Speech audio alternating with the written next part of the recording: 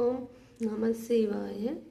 பக்தர் கோடி அனைவருக்கும் பணிவான வணக்கம்.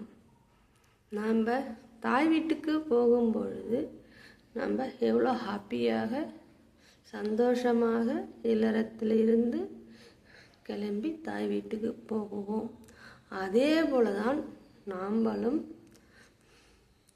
திருவடியை போய் வணங்கும் பொழுது இல்லறத்தில் இருந்து சிவன் திருவடியை போய் வணங்கும் பொழுது நம்மளுக்கு சந்தோஷமும் ஆனந்தமும் இறைவன் நம்மளுக்கு கண்டிப்பாக நிச்சயமாக கொடுப்பார்.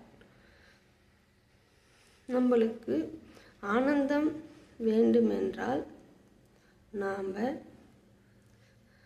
இல்லறத்தில் நாம் இறைவன் கோயிலுக்கு செல்ல வேண்டும் என்று நினைப்பு இருக்கும் பொழுது நாம் ஆனந்தமாகவும் சந்தோஷமாகவும் நாம்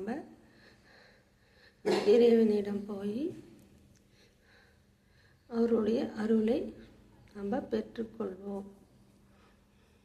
எவ்வளோ பெரிய ஒரு ஆனந்தம் நம்மளுக்கு இல்லறத்திலிருந்து கிளம்பும் பொழுதே நம்மளுக்கு ஒரு புத்துணர்ச்சி கிடைக்கும்.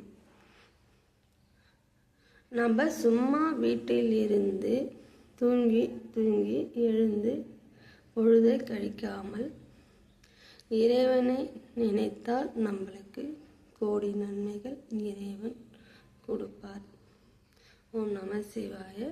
பக்தர் கோடி அனைவருக்கும் பணிவான வணக்கம்.